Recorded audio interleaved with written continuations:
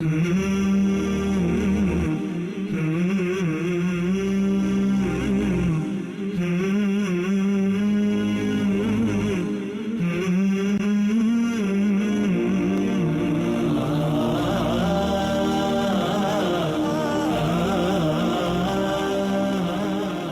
alaikum wa rahmatullah, que la paz y las bendiciones de Dios les acompañen. Muy buenas tardes y bienvenidos a Majalis del día de hoy, día lunes 27 de enero de 2014, correspondiente al 26 de Rabia I de 1435. Justamente ahora que son las 5:30, inshallah les vamos a acompañar durante una hora y ustedes a nosotros, y vamos a hablar de un tema que realmente veremos si creo que está a la altura o incluso de los temas que hemos hecho la semana pasada, e incluso los temas de la semana pasada, sin el tema de hoy, sin lo que vamos a hablar hoy, a lo mejor incluso carecen de sentido. Pero antes les presento a nuestros tertulianos de hoy. Con nosotros al querido hermano Mohamed Said Alish. Mohamed Said, assalamu alaikum. Bienvenido. Y a mi izquierda, nuestro compañero también, yemení, hoy, viene de Hisham Mohamed. Salam alaikum, Hisham. Wa alaikum salam. Bienvenido. ¿Por qué dices lo de yemení? Por lo del americano encima de la valla. Muy cosmopolita el hermano Hisham. Y bueno, les recuerdo el número del teléfono, pero antes el tema. Vamos a ir a por el tema. Hoy vamos a hablar de las acciones del Islam. Las acciones en el Islam, las obras, el amal. Hemos hablado del ilm, del conocimiento, y hoy vamos a hablar del amal, qué valor tiene, qué importancia tiene. Y ustedes también pueden opinar y pueden aportar sus propias ideas, opiniones y también sus preguntas a través del número 911 7302 51, 911 7302 51, o también escribiéndonos al email mayales@cordobainternacional.tv, mayales@cordobainternacional.tv, o a nuestro Facebook, facebook.com/Majalis Córdoba. Y cualquier grupo que no sea Majalis Córdoba el oficial, por favor, no lo tengan en cuenta. Vamos a empezar hablando de el amal, ¿no? La obra. ¿Qué importancia tiene la práctica en el Islam? Bismillahirrahmanirrahim, alhamdulillah, wa sallallahu wa sallam wa baraka ala mulana rasulillahi wa alihi wa sahbihi. Las obras o las acciones en el Islam tienen una importancia muy notable, digamos, porque de ella depende la recompensa del musulmán. La teoría es una cuestión, la creencia es una cuestión, pero las acciones tienen que ser el reflejo de esa fe y de esos valores. Si no llevamos a la práctica lo que predicamos, no llevamos a la práctica lo que pensamos, lo que creemos, carece de valor esa creencia. Ahí viene la importancia de la acción, porque de ella depende el rendir cuentas ante Allah subhanahu wa ta'ala, porque en el Islam no se le juzga a la persona por la simple intención. La intención puede tener una recompensa, puede tener un fin, digamos, podemos tener una intención buena, una intención mala, y en el Islam las buenas intenciones en sí como adelanto de la acción puede tener una recompensa, una buena recompensa, pero si no se lleva a cabo esa obra, no cuenta como responsabilidad de la persona. Las acciones, la importancia de las acciones está en que de esas acciones vamos a rendir cuentas. De lo que pensamos, podemos pensar muchísimas cosas, pero si no las llevamos a la práctica, ideas quedan. De hecho, el profeta Muhammad sallallahu alaihi wa sallam dice: "Rufi'a an ummati ma haddathat bihi nafsaha", lo que pensamos, podemos pensar cuestiones malas, podemos incurrir, digamos, en pensamientos necios, pero si no los llevamos a la práctica no cuentan como obras, como pecados. La práctica va muy ligada en el Islam a la fe y a la creencia, porque es el reflejo de esa fe y es la base, digamos, del juicio. Seremos juzgados por lo que hacemos, seremos juzgados por las obras, por las acciones, no simplemente por la intención, pero depende mucho esa acción de la intención y de los valores que contiene. Hablaremos, inshallah, de las condiciones para que una obra cuente como una obra, digamos, buena ante los ojos de Dios, se puede decir de alguna manera. Es importante la obra porque muchas veces hablamos, y es importante, es necesario, del conocimiento, de la fe, pero en realidad la práctica forma parte de la fe. Así está en el Corán y así está en el Hadith. Así es. Bismillah, salatu wassalamu ala rasulillah. En efecto, cuando Allah subhanahu wa ta'ala nos habla de la fe en el Islam, siempre va ligada a la acción.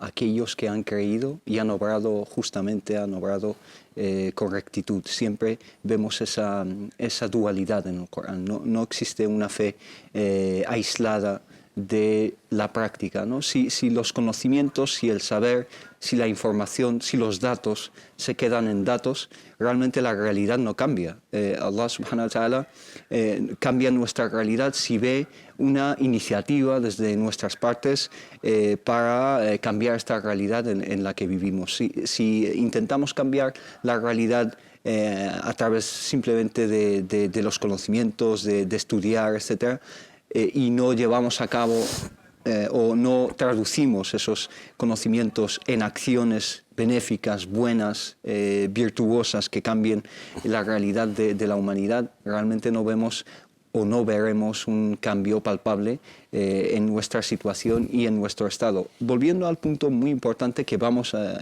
quizá a ampliarlo un poco más, pero la intención también está ligada al conocimiento. Si uno no tiene un conocimiento bien basado, su intención no será purificada y no será, digamos, sincera hacia Allah subhanahu wa ta'ala. Como vamos a ver, inshallah, la intención es básica en toda acción, pero esa intención tiene que estar basada en la fe, y la fe está basada en el conocimiento, como nos dice Allah subhanahu wa ta'ala. Es decir, tienes que saber que no existe más deidad o otro Dios junto a Allah subhanahu wa ta'ala. Es decir, ese tawhid, ese monoteísmo, esa unificación de Allah subhanahu wa ta'ala tiene que partir desde el conocimiento y traducirse en las acciones. Les recuerdo nuestro número de teléfono para que puedan participar ustedes también, 911 73 02 51, 911 73 02 51. Allah subhanahu wa ta'ala, siempre que se dirige y habla, se dirige a los creyentes o habla de los creyentes en el Corán, siempre dice alladhina amanu wa amilus salihat, quienes creen y obran bien. Y también el hadith famoso, nos dice el profeta sallallahu alaihi wasallam, la fe no es algo que se desea ni algo que se viste, sino una convicción en el corazón y una práctica, digamos, que lo refuerza, ¿no? que se materializa. Pero las obras en sí, ¿son iguales o hay diferentes obras? ¿Cómo podemos clasificar lo que es amal salih, lo que es una buena obra, una buena acción, y lo que es mal? Las obras en general las podemos clasificar en buenas y malas, buenas obras y malas obras, y dentro de cada categoría pues hay subcategorías. Hay obras que son obligatorias, hay obras que son actos obligatorios, responsabilidad personal de cada uno, hay responsabilidades que son comunitarias a nivel de toda la comunidad, mientras la haga un grupo se exime de la responsabilidad la otra parte, y hay obras recomendables, obras permitidas y obras pues muy recomendables, ¿no? En el aspecto positivo de las obras hay que tener en cuenta las prioridades. Un musulmán como creyente y como persona responsable, cuando llega a la edad del teklif, a la edad de la responsabilidad, tiene que hacer frente a una serie de actos de adoración, a una serie de responsabilidades a nivel personal, a nivel de los demás, a nivel de las responsabilidades que corren a su cuenta, a nivel de su relación con Allah subhanahu wa ta'ala y a nivel de su relación con los demás y a nivel de los derechos de los demás y las obligaciones que tiene que cumplir. Y ahí está la prueba. La acción, su importancia está en que es la prueba para discernir, para distinguir entre los verdaderos y los falsos, entre los sinceros y entre los hipócritas, entre los que llevan a la práctica lo que dicen y entre los que simplemente se quedan en las teorías. Y ahí está el poder distinguir entre las categorías de las personas. Sin la obra no podemos distinguir entre los buenos y los malos, entre los sinceros y los mentirosos y los falsos. Todos podemos tener el conocimiento, todos podemos afirmar que creemos en Dios, todos podemos afirmar que seguimos la tradición del profeta Muhammad sallallahu alaihi wasallam. ¿Cuál es la diferencia o cuál es la prueba? La práctica. A la hora de llevar a la práctica ese conocimiento y esas teorías que afirmamos seguir y que afirmamos,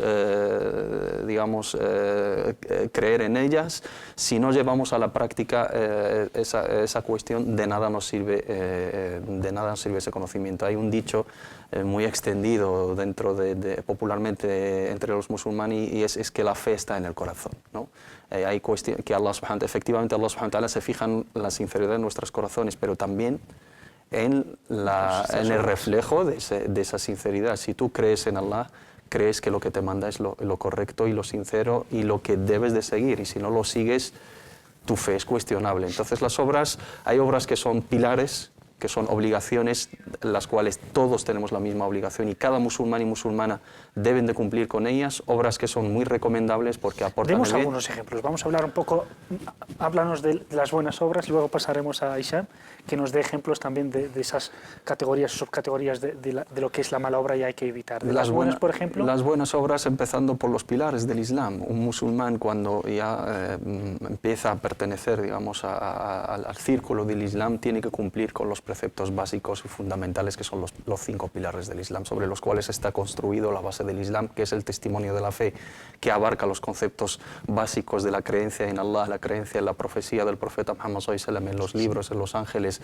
en el día del juicio final y en la predestinación y en el designio divino, y luego establecer el salah con todo lo que implica, que es la parte práctica hacia Allah subhanahu wa ta'ala, dar el azaque, que es la parte de la solidaridad con nuestros hermanos y con los más desfavorecidos, agradeciendo a Allah subhanahu wa ta'ala los dones, la peregrinación, el ayuno de Ramadán, esos preceptos básicos que son la obligación de cada musulmán. Este es un conocimiento que todos debemos de tener y una práctica que todos debemos de llevar a cabo, porque como personas, cada uno rendirá cuenta sobre su rezo, sobre su ayuno de Ramadán, sobre el derecho de Allah subhanahu wa ta'ala en su hacienda y si ha hecho la peregrinación cuando ha cumplido con esos requisitos o no. Y luego las obras de bien, que todo lo que incluye la llamada de Allah subhanahu wa ta'ala a hacer bien, وَفَعَلُوا الْخَيْرَ لَعَلَّكُمْ تُفْلِحُونَ. Ahí vienen los rezos opcionales, las limosnas opcionales, todo tipo de caridad, todo tipo de obra de bien que refleja esa creencia en Allah subhanahu wa ta'ala, refleja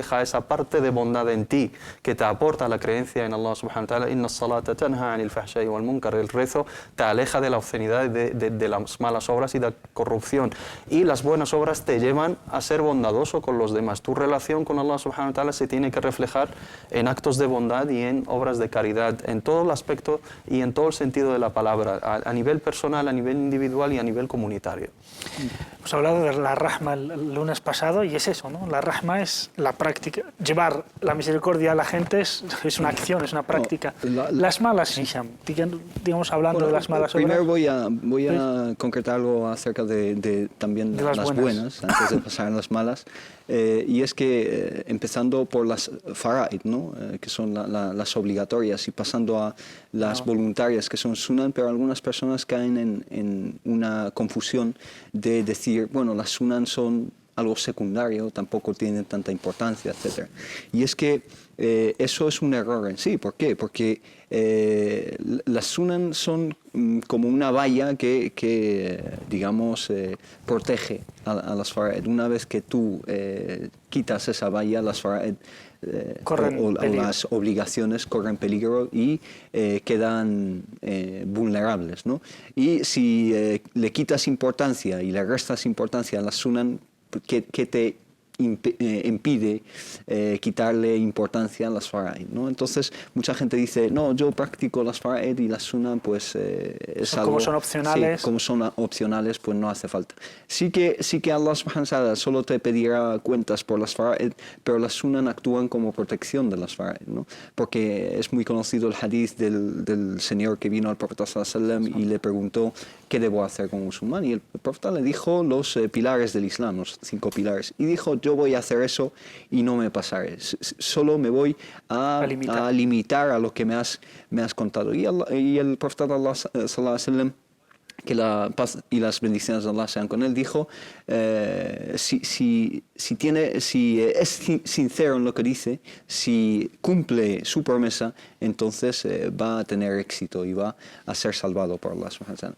Entonces Allah subhanahu wa ta'ala nos pide cuentas solo por las fara'id, pero las sunan juegan un papel Juegan un papel crucial. importante, porque al fin y al cabo, ¿quién cumple una obligación de la manera perfecta? Sino que las imperfecciones las van, digamos, mejorando las voluntarias. Sí, y en cuanto a las malas, pues también existen diferentes categorías. Está shirk, que es lo que nos dice Allah en el Corán, que Allah puede perdonar cualquier tipo de pecado, excepto que se asocia a otro Dios con Allah subhanahu wa ta'ala. Entonces, si uno, digamos, está ante Allah subhanahu wa ta'ala en el día del juicio final, algo que no puede aportar o que no puede traer una persona es una creencia en un Dios falso, un Dios. ¿Cómo puede Allah subhanahu wa ta'ala? Allah, todos coincidimos, cristianos, musulmanes, incluso gente que no tiene una religión, coinciden que ha sido creado por un Dios. Entonces, ¿cómo te ha creado un Dios y tú adoras a otro Dios que no, ni te ha creado, ni te da sus favores, ni nada de eso? Entonces el shirk está en el número 1. Y luego, entre los pecados hay diferencias. Están sab'al mubiqat, que son los 7 pecados capitales. Los 7 ¿no? pecados capitales que son diferentes en el cristianismo que en Islam, pero esos son los más importantes. Están entre esos pecados capitales matar a una persona, por ejemplo. Está el adulterio, el maltrato está a los padres. La brujería, está shahadat zur, dar falso testimonio, que el profeta sallallahu alaihi wasallam insistió 3 veces en ello. Es decir, si insistía el profeta sallallahu alaihi wasallam es por algo, porque eso tiene un peso y un peligro especial. Entonces, y luego están o descendemos en las categorías hasta llegar a los pecados menores que se llaman as-sagha'ir o el lamam, ¿no? Que Allah subhanahu wa ta'ala nos dice que no nos pedirá cuentas o nos perdona con más facilidad ese tipo de pecados menores. Y Allah, el profeta de Allah, que la paz y las bendiciones de Allah sean con él, también nos habla de que Allah subhanahu wa ta'ala no nos pide cuentas en 3 situaciones: cuando estamos dormidos, cuando nos olvidamos, y la tercera cuando estamos obligados. Se nos obliga por una cuando fuerza. estamos coaccionados a hacer algo. Es decir, si cometemos un pecado bajo coacción, tampoco se nos pedirá cuentas por ese tipo de faltas, ¿no? Les recuerdo nuestro número de teléfono 911 73 02 51 para que puedan llamar, y si lo hacen desde fuera de España pongan el prefijo del Estado español 0034 y seguido de 911 73 02 51. Hablando de las malas acciones que hay que evitar, también podemos hacer otra digamos, división, ¿no? Que es cuando pecamos contra Dios o faltamos a los derechos de Dios, y cuando faltamos a los derechos de los demás seres humanos o de los demás o de las demás criaturas. Es muy importante tener esta también en cuenta. Es muy importante en el Islam separar entre la responsabilidad individual hacia Allah subhanahu wa ta'ala y la responsabilidad individual hacia los demás. Todo lo que tiene relación con Allah subhanahu wa ta'ala nos lo puede perdonar porque depende de Él, depende de su misericordia, depende de la cuenta con Allah subhanahu wa ta'ala. Pero aquellas faltas o aquellas responsabilidades o aquellos pecados que tienen relación injustamente con los demás, cualquier acto de opresión, cualquier acto de ofensa, cualquier acto de maldad hacia los demás, nuestra dhimma, ¿no? Nuestra responsabilidad y nuestra, digamos, para quitarnos de encima esa responsabilidad depende del perdón de aquella persona que está implicada directamente. Por eso hay que tener muchísimo cuidado a la hora de obrar mal hacia los demás, de dirigirse mal hacia los demás, de hablar mal con los demás, de ser injustos con los demás, porque Allah subhanahu wa ta'ala no te puede perdonar algo que no depende de su responsabilidad, en el sentido de que no es dirigido hacia Él. Esa injusticia no es una tercera parte. Eso es, no es cometida hacia Allah subhanahu wa ta'ala, sino es una injusticia cometida hacia un siervo de Allah subhanahu wa ta'ala que ha sido maltratado, que ha sido oprimido, que ha tenido que sufrir por esa mala acción. Entonces siempre nos llama el Islam a pedir perdón directamente a aquellas personas. Y antes de caer en esas malas obras o en esas faltas y luego tener que pedir perdón, evitarlas, porque Allah subhanahu wa ta'ala te puede perdonar todo lo que, como ha mencionado el hermano Hisham, en el sentido de que si no le atribuyes un copartícipe a Allah subhanahu wa ta'ala, todas las demás faltas Allah subhanahu wa ta'ala te las puede perdonar, pero las faltas que tienen relación con los demás hay que tener muchísimo cuidado. Y ahí viene lo del muflis, ¿no? Efectivamente, el hadith del profeta Muhammad sallallahu alaihi wasallam le pregunta a los sahaba radhiyallahu anhum cuál es la persona cuál es el desgraciado, ¿no? Cuál es el que lo haya perdido todo. Le contestan los sahaba: aquel que no tiene pertenencias, no tiene ni un dinar ni un dirham. Dijo el profeta Muhammad sallallahu alaihi wasallam: no es aquel que lo ha perdido todo. El que lo ha perdido todo el arruinado de verdad. El arruinado de verdad es el que viene el día del juicio final con muchísimas obras de bien, con muchísimas recompensas, con muchísimas hasanats, pero al mismo tiempo ha oprimido a este, le ha insultado al otro, ha sido injusto con este, ha difamado a este, ha calumniado a este. Y cada uno, como acto de justicia de Allah subhanahu wa ta'ala, le quita de su recompensa, le quita de su recompensa hasta gastarle toda la recompensa que había recaudado, digamos, y juntado a lo largo de toda su vida, y cuando ya no tiene recompensa para, digamos, sufragar esos daños, se coge de los pecados de los demás y se le meten en su cuenta, y cuando ya digamos, se convierte en una cuenta pesada, se le arrastra en el infierno, que Allah subhanahu wa ta'ala nos salve de su ira y de su castigo. Y su balanza sería negativa en este caso. Hablando de las buenas obras, volviendo a las buenas obras, para que una obra sea buena y cuente ante Dios como buena, tiene que tener algunas condiciones. En caso de sí, ¿cuáles serían? Hombre, tiene que partir desde unas semillas saludables, que es la niyya, ¿no?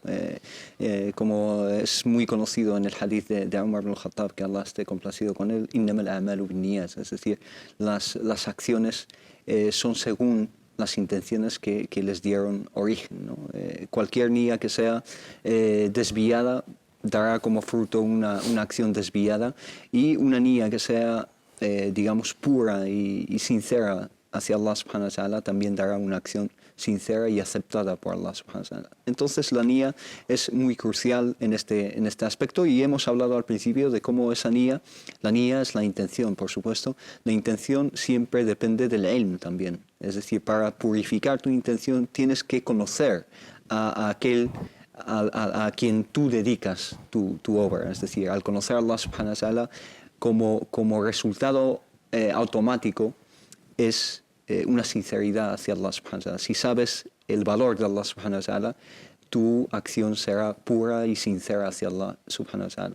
Por eso Allah subhanahu wa ta'ala dice en el Corán, criticando a otros que no saben valorar a Allah subhanahu wa ta'ala, وَمَا قَدَرُ اللَّهَ حَقَّ قَدْرِهِ, no han sabido dar el valor idóneo para Allah subhanahu wa ta'ala. Y vivimos en unas sociedades que basan su conocimiento en las medidas, el qadr. Miden todo, pero sacan de la ecuación lo que realmente debemos de darle valor, que es Allah subhanahu wa ta'ala. Si sacas de la ecuación Allah subhanahu wa ta'ala, entonces todas tus obras, todas tus acciones realmente son, como dice el Corán en una expresión coránica, haba'an manthura, es decir, cuando te presentas ante Allah subhanahu wa ta'ala encontrarás que tus acciones, todos tus proyectos, todas tus obras realmente son polvo que se lleva el viento. Entonces la niyya es crucial. Bueno, antes de proseguir con la segunda condición, tenemos con nosotros a Amin de Toledo. Assalamu alaikum, buenas tardes, Amin. Sí, perdona, soy su madre, que porque tenía que ir al gimnasio. Y ha salido, ha sido yo que le he preguntado, digo, estuve llamando otro día, sí. Y no me cogía el teléfono, quiero preguntar. De acuerdo, Amin, díganos. Sí, va ahora al gimnasio, pero un minuto, Amin, ¿puedes? Toma un minuto, porque me da vergüenza hablar así, toma. Ah, buenas. Hola, buenas tardes, díganos. Hermano de Amin, supongo. Sí, que quería preguntar por mi hermano, que está con una española ahora mismo. Sí. Viviendo con ella y esto, que no tiene sus hijas, y preguntarle si eso es haram o halal. Sí. ¿Española? ¿A qué se refiere usted con española? ¿Es musulmana, cristiana, judía? No, todavía no es musulmana, por eso. Es buena persona, pero... ¿Están casados? Es decir, me está preguntando que su hermano vive en común con una chica, pero que no son matrimonio. Sí, eso, exactamente. Pues muchas gracias, hermano de Amin. Vale. Ahora te respondemos. Vale. Muchas gracias. Hemos conocido a la madre de Amin, al hermano de Amin, pero no a Amin, que se fue al gimnasio. ¿Qué le decimos al hermano de Amin? Al implicado en la cuestión, ¿no? Directamente, pues es incorrecto, ¿no? En el Islam las relaciones fuera del marco del matrimonio no son aceptadas, y no se concibe, digamos, ninguna relación entre los dos géneros, los dos sexos, salvo bajo el marco y bajo o dentro del círculo del matrimonio, como lo es en todas las otras confesiones. Cualquier relación entre hombre y mujer fuera del marco del matrimonio no es nada aceptada y en este sentido se considera como un adulterio y es uno de los grandes pecados o los pecados capitales que en el Islam hay que tener muchísimo cuidado con ellas porque implica muchísima maldición y muchísima desgracia en esta vida y en la otra. Debe reflexionar si es una persona con la cual se lleva bien y ve en ella características favorables y buenas para compartir con ella su vida. Y si es creyente, aunque sea de la otra religión, si es de la gente del libro, pues tiene la alternativa de casarse con ella y de formalizar esa relación, tanto si es en el registro civil, tanto si es por lo civil o por lo administrativo o un matrimonio religioso, y viven y disfrutan de su vida tal como lo están haciendo ahora, pero en un marco legal halal, lícito y aceptado socialmente y religiosamente, y así no cae, digamos, en la ira de Allah subhanahu wa ta'ala. Algún día profundizaremos en este tema de las relaciones preconyugales que se dan, evidentemente, si se repite la pregunta varias veces, porque hay una realidad. Deberíamos de hablar un poco ya de la filosofía del Islam, de las relaciones, digamos, conyugales o de las relaciones entre hombres y mujeres, para que la gente lo ponga en su contexto. Por lo tanto, la respuesta clara es que no pueden seguir conviviendo juntos en absoluto, y si se quieren y quieren formar una familia, pues no tienen más que acercarse al registro civil o a cualquier centro religioso convalidado en donde puedan, o al ayuntamiento, a donde sea, y que se casen y formen una familia. De todas formas, él puede casarse con una mujer de Ahl-Kitab, cristiana o judía, pero lo más digamos, recomendable es buscar una musulmana y formar una casa, una familia que sea del Islam y que sus hijos se crían en un ambiente islámico. Si no es posible y quiere quedarse con esta persona, tiene la opción de casarse, pero no comprendo la insistencia de muchos hermanos o hermanas, incluso en algunos casos que es incluso más grave, de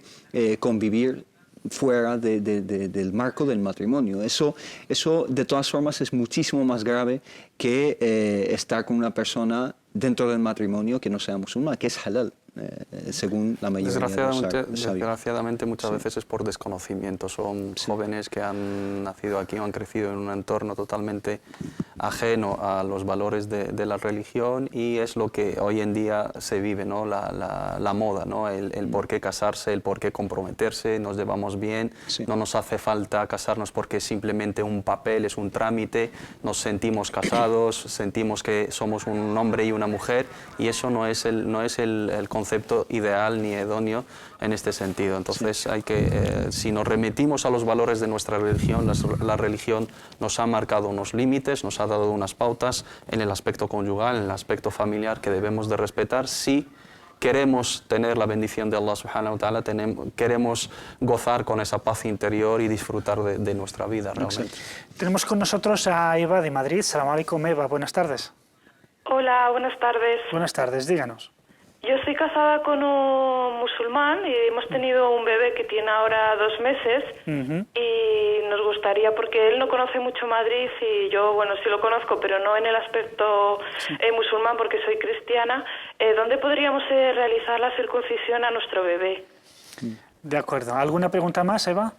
No. Muchas gracias. Ahora escuchará la respuesta. Gracias. Muy amable. Bueno, es una cuestión que nos toca a algunos, a mí personalmente, es decir, ¿qué hacemos con los bebés que nacen y queremos hacerles la circuncisión? Bueno, existen dos opciones. La opción que yo recomiendo personalmente es ir al centro de salud, porque la circuncisión, según lo que sé, está cubierta por España no. En España solo por femosis y a partir de los 2 años. A partir de los 2 años. Es decir, si el niño tiene femosis y tiene 2 años... En algunas comunidades sí. Entonces en algunas comunidades sí, en otras no. Entonces, de todas formas, puede acudir a un médico que sea particular, ¿no?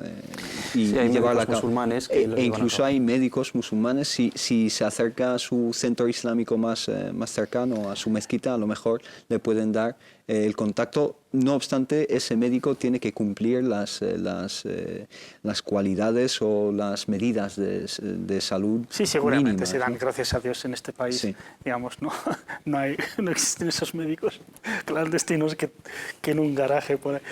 Como ese personaje de Los Simpson, el coreano de Los Simpson. ¿Tienes alguna respuesta, Mohamed? Es un aspecto digamos, de informarse en los lugares adecuados. Ir a un centro islámico, me consta que hay varios médicos musulmanes que lo hacen por privado, que trabajan en algunas clínicas. No sabría dar nombres. Le recomiendo que vaya, por ejemplo, al centro islámico de la mezquita de Estrecho en el barrio de Tetuán, en Cuatro Caminos, que según lo que sé, hay algún que otro médico que frecuenta y tienen ellos algunos contactos. Hay una clínica privada también de un médico musulmán en Toledo, también, pero en cualquier centro islámico lo pueden informarse ahí y darles el contacto de un médico. Es preferible que sea médico musulmán porque sabe de qué se trata y cuáles son los detalles que hay que tener en cuenta, y cuanto antes mejor. Bueno, pues resumidamente, porque he estado yo igual en una situación similar, en Madrid poca cosa hay. Lo que sí hay es, si no tiene femosis ni va a esperar a que tenga 2 años, si quiere hacerlo desde ya, existe la posibilidad de las clínicas privadas, porque la Seguridad Social no lo cubre. Por lo tanto, en una clínica cualquiera donde se hace cirugía se puede hacer perfectamente. Lo que pasa es que es un poco caro, cuesta entre 500 y 600 euros según el centro privado. O existe la posibilidad del centro clínico que nos ha dicho el hermano, si quiere luego si nos manda un email, yo le mando el contacto del médico cirujano de Toledo, que más o menos circuncida por 250-300 euros. O si su marido, no sé dónde es, su origen, por ejemplo, si es de Marruecos, norte de África, y van y vienen, pues perfectamente puede aprovechar una de las visitas para hacerlo, porque también hay que decirlo, en los países musulmanes, como se hace por norma, la gente es muy profesional, lo hacen de una manera realmente que el niño parece el mismo día puede andar, mientras que aquí, digamos, por falta de esa experiencia, aunque se haga bien, pero no de manera tan buena. Vamos a una pequeña pausa y volvemos hasta ahora.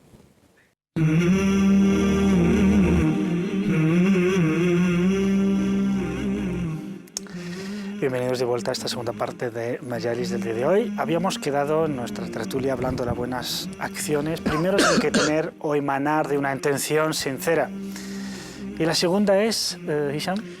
Sí, lo que iba a comentar acerca de las acciones es también que cualquier persona de conocimiento debe de tener humildad.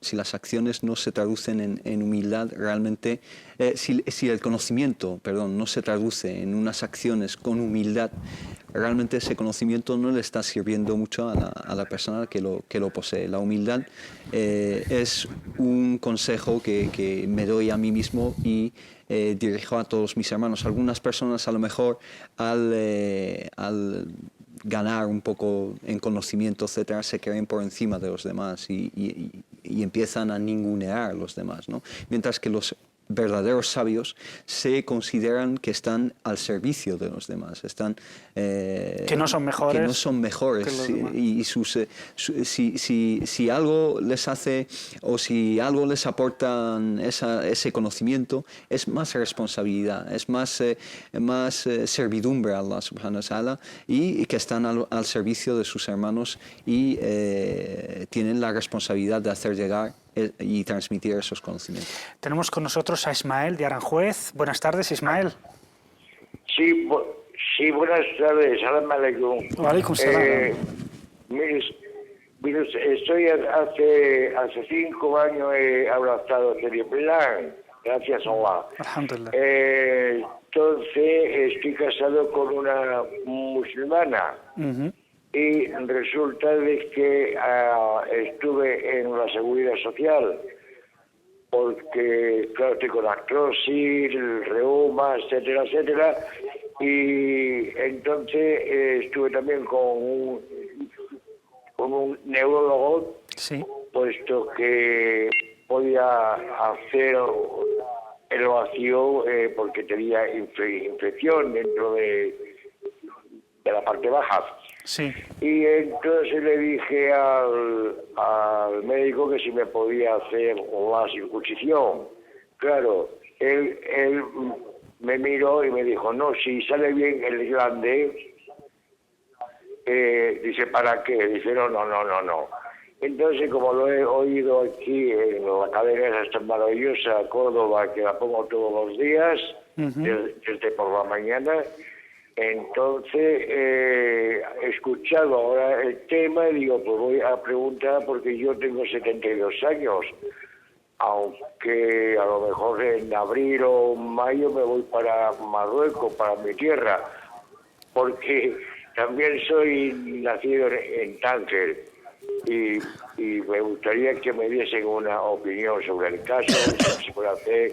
Tengo 72 años y quisiera saber si hay algún médico así que...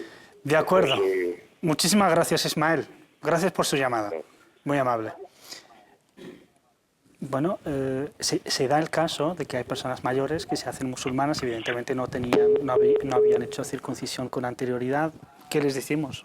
A nivel del juicio legal del gitán, ¿no?, de la circuncisión, hay divergencia de opiniones entre los sabios y la opinión mayoritaria del jumhur, que no es obligatorio. Es de sunan el fitra, es muy recomendable y es beneficioso a nivel de lo que aporta a nivel de salud y por higiene y tal. Que los hermanos no lo tengan como un pilar del Islam, ¿no? No es el primer paso que hay que dar después del testimonio de la fe, es hacer la circuncisión. Si se da el caso de que se puede hacer, es recomendable y se puede hacer a cualquier edad. No hay una edad determinada fija y no hay ningún texto jurídico que fije una edad para hacer la circuncisión, tanto para recién nacidos musulmanes o como personas mayores que abrazan el Islam en este aspecto. Si es por alguna dificultad de salud, algún problema de salud, algún problema de que no puede llevar a cabo, aquí tiene, digamos, tiene el permiso y tiene la justificación y no debe hacerlo. Si ello le va a acarrear alguna complicación de salud. Hay personas, por ejemplo, que tienen una edad avanzada, que no pueden cicatrizar bien las heridas, que igual tienen problemas de coagulación de sangre, igual pues tienen problemas de nervios o lo que sea, y igual su médico le dice eso no es lo adecuado, lo ideal en tu caso. En ese caso no debería hacerlo al ser una cuestión secundaria, al ser una cuestión recomendable y una cuestión de sunna o sunan al-fitra. Si tiene alguna complicación de salud es mejor evitarlo. Si lo puede llevar a cabo, si no es a través de los medios públicos, pues hay alternativas, como bien has mencionado antes, por privado o incluso yendo a un país musulmán donde lo hacen frecuentemente. Así que si usted, señor Ismael, si tiene ganas, se cree que le viene muy bien hacer la circuncisión y no tiene ninguna complicación, pues puede hacerlo. Pero como ve, como habrá escuchado, no está usted, digamos, no está obligado, no es un pecado el no llevarlo a cabo y sobre todo, digamos, a esta edad. Se hace a edades muy tempranas porque la recuperación evidentemente es mucho más rápida y mucho más fácil. Tenemos con nosotros a Kaukab de aquí, de Madrid. Salam alaikum, Kaukab. Alaikum salam, rahmatullah. Díganos. Mira, yo quiero haceros una pregunta sobre los que son musulmanes y hacen lo del negocio del tabaquismo, los estancos, si es pecado o no. De acuerdo. Pregunta sobre si vender tabaco es lícito o no. Sí, eso es. Si es lícito o lícito. De acuerdo. Muchas gracias. ¿Alguna cosa más? Nada más. Muchas gracias. Gracias, Kaukab.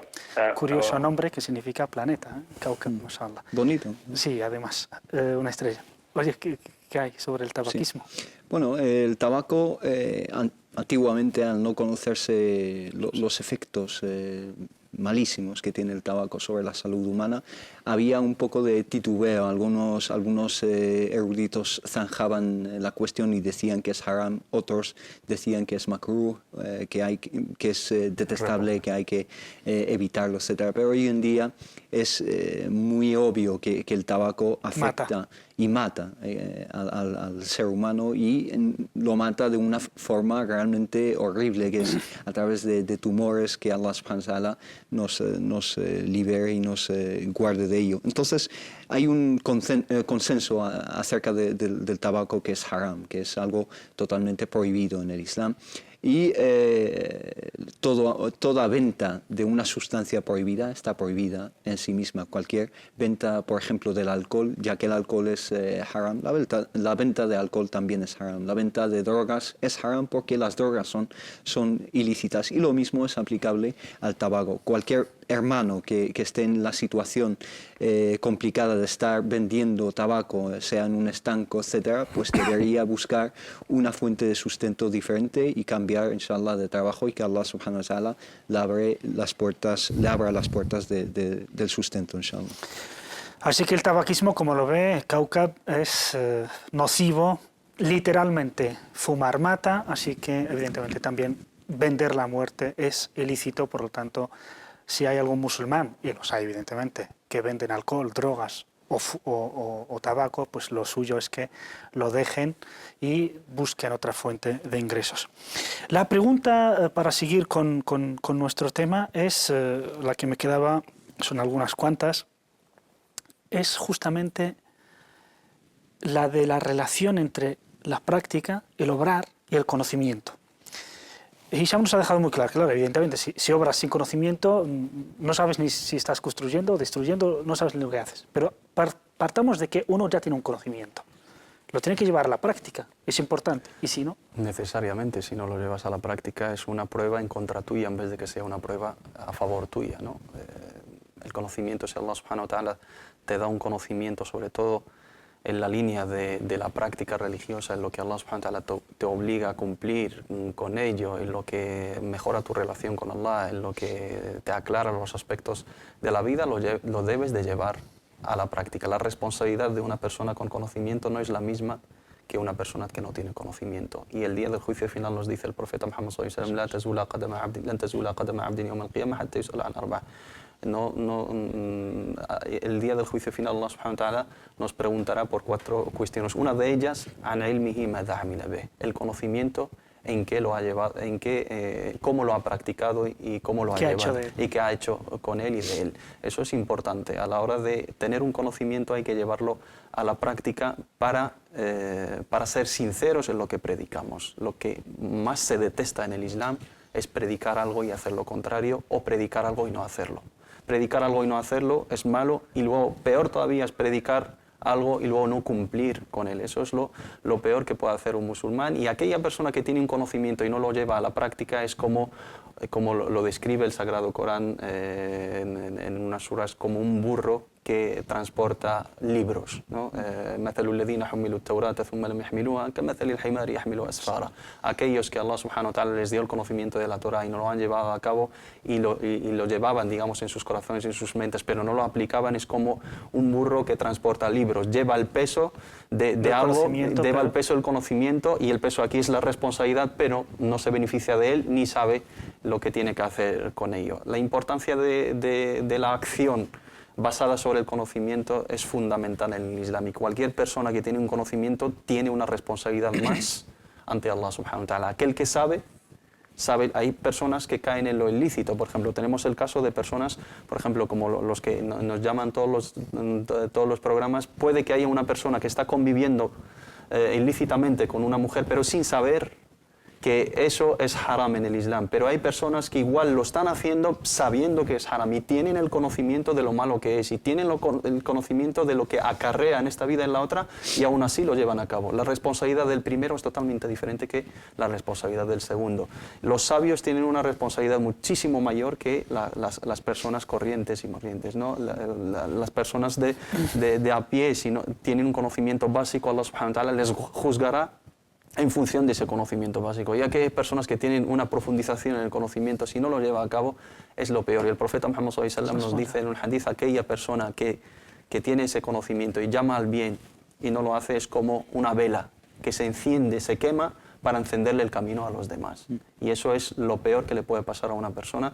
Y también nos insiste el Islam que los hechos son muchísimo mejores que las palabras. Y hay un proverbio que su significado es totalmente acorde con el Islam: un hecho vale más que 1000 palabras. El llevar a cabo a la práctica lo que predicamos es lo más importante. Ya ayyuhalladhina amanu lima taquluna ma la taf'alun kabura maqtan 'inda Allah an taqulu ma taf'alun. O vosotros que creéis, ¿por qué decís lo que no hacéis? Lo que más repudia Allah subhanahu wa ta'ala y lo que más rechaza Allah subhanahu wa ta'ala es que digáis lo que no hacéis.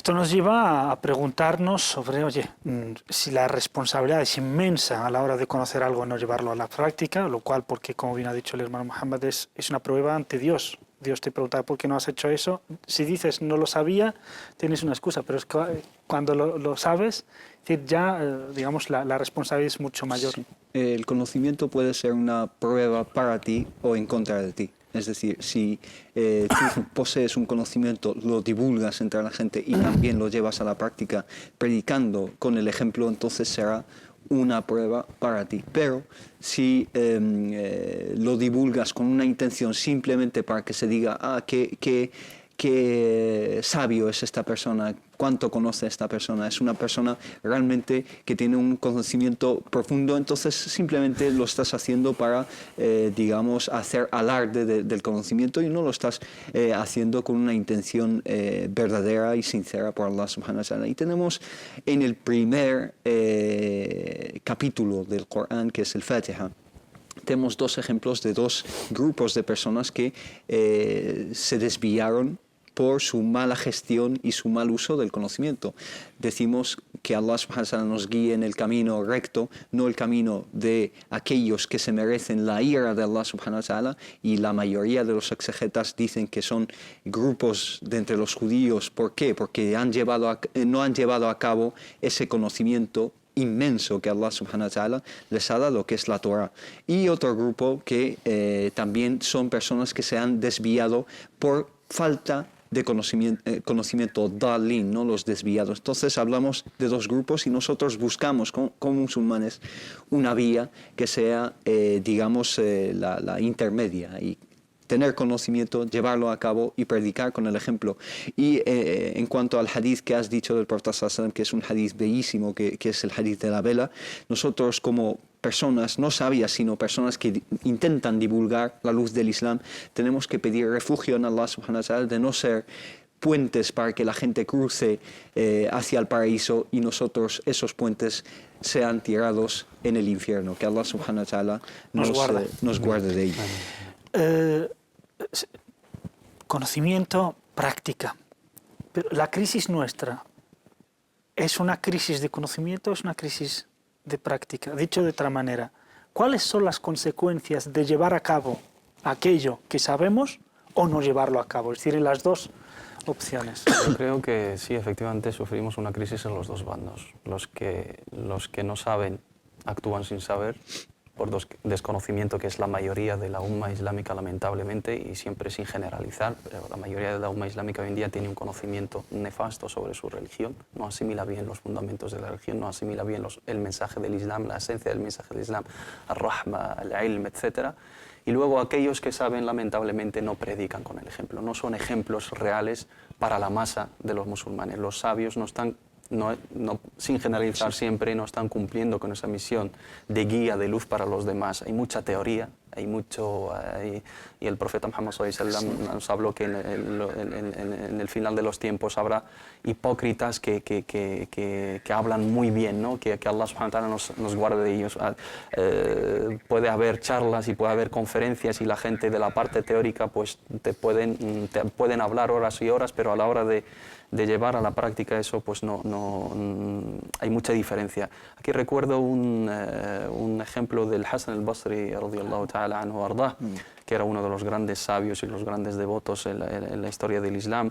Se acercó uno de los esclavos en aquel entonces, que todavía existía la esclavitud, y le pidió que hiciera un sermón sobre la liberación de los esclavos, porque su palabra era muy escuchada, muy oída, y siempre que daba un sermón sobre un tema, la gente siempre respondía a sus consejos y quería liberarse porque estaba cansado, ¿no? de sufrir la esclavitud y de sufrir sus consecuencias, y le pidió al imam al-Hasan al-Basri que hiciera una khutba para que así su dueño, que acudía al rezo del viernes, lo escuchara y lo liberara.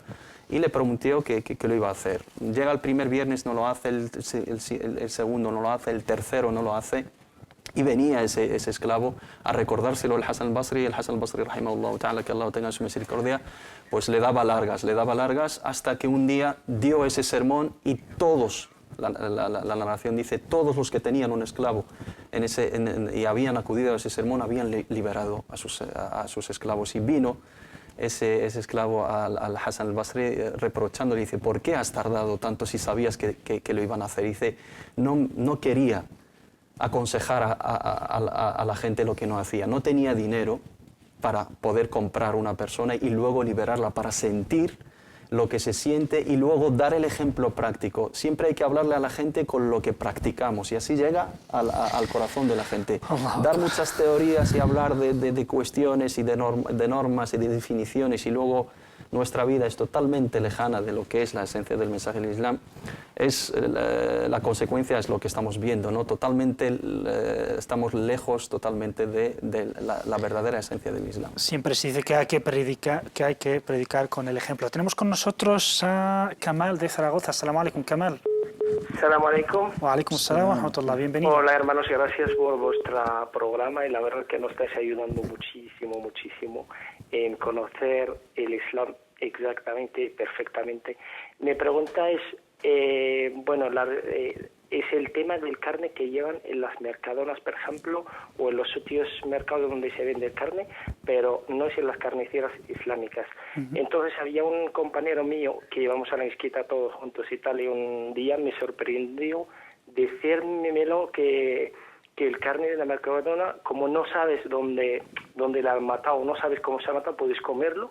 Y me enseñó unos vídeos y me quedó flipado de que decían que hay que comerlo, pero yo lo que sé que las cosas cuando una cosa que no se dicen bismillah ni están matanzas, por ejemplo, que te digo, matanzas islámicas ni puestas en la dirección de Al-Qibla ni nada, ¿sabes? Charles, de acuerdo.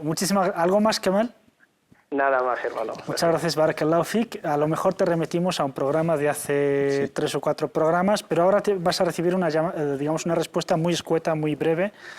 Y luego, inshallah, puedes volver a los mayales. De hace 3 o 4 programas hemos hablado casi en detalle y sabrás por qué, existen estas dos opiniones en la que sí, sorprende ver a un musulmán comprar la carne de una superficie no propiamente musulmana, y porque otros dicen que sí, no hay ningún problema. Muchas gracias, Kamal. Gracias a usted, hombre. Barakallahu fikum. Bueno, de forma breve, escueta, ¿qué decimos? Bueno, ya lo hemos hablado anteriormente, que uno puede según algunas opiniones de algunos eruditos o sabios, puede consumir la carne sacrificada por la gente del libro, cristianos y judíos. No obstante, nosotros, por supuesto, que animamos a la gente que compre de sus hermanos musulmanes para así apoyar los negocios halal, ¿no?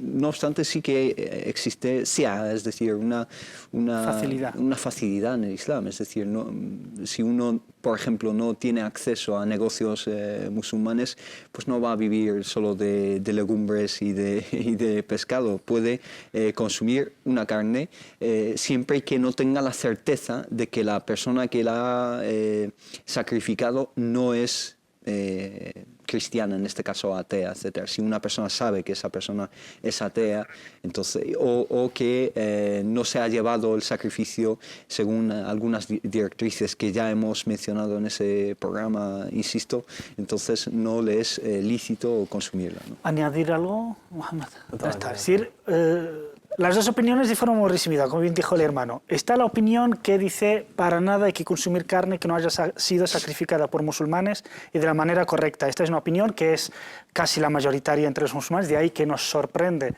que haya la otra opinión que dice, por norma, España es un país de tradición católica, cristiana. Por lo tanto, por norma general, lo que se sacrifica aquí es lícito para los musulmanes, sin entrar en detalles. Ambas opiniones tienen sus puntos fuertes y, Kamal, tú estás, si quieres profundizar en el tema y ver qué opinión es más fuerte, bienvenido, puedes profundizar. Y si no, no podemos decirle a alguien que compre carne en una superficie que está comiendo jifa, que está comiendo un animal muerto ilícito, carroña, sí, no podemos decirlo porque sí que hay una opinión, a menos que tengamos la certeza de que ese animal ha sido sacrificado para otra deidad, que no es el caso.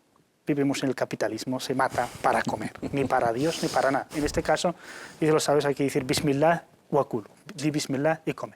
Pero la recomendación de la que hay todo un consenso es que donde haya carnicerías halal, donde haya matanza halal de los animales para comérselos los musulmanes, la prioridad, lo más importante es consumir esa carne, porque es evidentemente mejor que la otra, incluso por motivos de salud. Por último, sabemos que hay un cierto trecho entre el conocimiento y la práctica. Es decir, hay una diferencia entre enterarte de algo y saber algo. Podemos saber que Qiyam al-Layl es bonito, es bueno, ayudar a los demás es bueno, pero ¿cómo podemos eliminar esa distancia entre conocer esto y practicarlo? Bueno, existen dos bases en el Islam. Partiendo de esta teoría, digamos, uno puede decir que la ignorancia es mejor que el conocimiento, ¿no? Pero realmente el conocimiento conlleva una responsabilidad dentro de tus capacidades. La primera base coránica es La yukallifullahu nafsan illa wusaha. Allah subhanahu wa ta'ala no te pedirá cuentas por algo de lo que no has sido capaz, ¿no? Entonces Allah te pedirá cuentas dentro de tus capacidades, ¿no? Y luego está la qaida, es decir, la base coránica que dice ittaqullaha mastata'tum, es decir, temed a Allah y sed conscientes de Allah y llevad a la práctica aquello que sabéis dentro de vuestras posibilidades y capacidades, ¿no? En 30 segundos. 30 segundos es aplicar la metodología del Sahaba, radwanullahi alayhim, que no pasaban del conocimiento a otro hasta llevarlo a la práctica. Decía Abdullah ibn Mas'ud radiyallahu anhu wardah: "Kullana la nujawizu al-10 ayat hatta nata'allama ma fiha min al-ilmi wa na'mala biha fata'allamna al-ilma wal-amal." Cuando aprendíamos 10 versículos del Sagrado Corán, no pasábamos a otros hasta, digamos, abarcar todo el conocimiento y aplicar ese conocimiento. Y así hemos ido adquiriendo el conocimiento y la obra y la acción. Muchísimas gracias, Mohamed Said. Muchísimas gracias, Hisham. Muchísimas gracias a ustedes por estar ahí. Y les recordamos que si quieren seguir en contacto con nosotros fuera del directo, tienen el email majalis@cordobanacional.tv o nuestro Facebook o también nuestro canal en YouTube, donde pueden ver todos los vídeos, digamos, de los programas anteriores o incluso en el mismo perfil nuestro de Facebook. Muchísimas gracias por haber estado ahí. Volvemos nosotros mañana con el tema de el designio divino. ¿Sí? Al-Qada o al-Qadar. ¿Qué decimos los musulmanes? ¿Cuál es la creencia correcta a la hora de hablar de la predestinación? ¿El hombre tiene libertad de elegir o no? Lo hablaremos inshallah mañana. Y hasta mañana, sean felices. Assalamu alaikum wa rahmatullah. Que la paz y la misericordia de Dios les acompañe.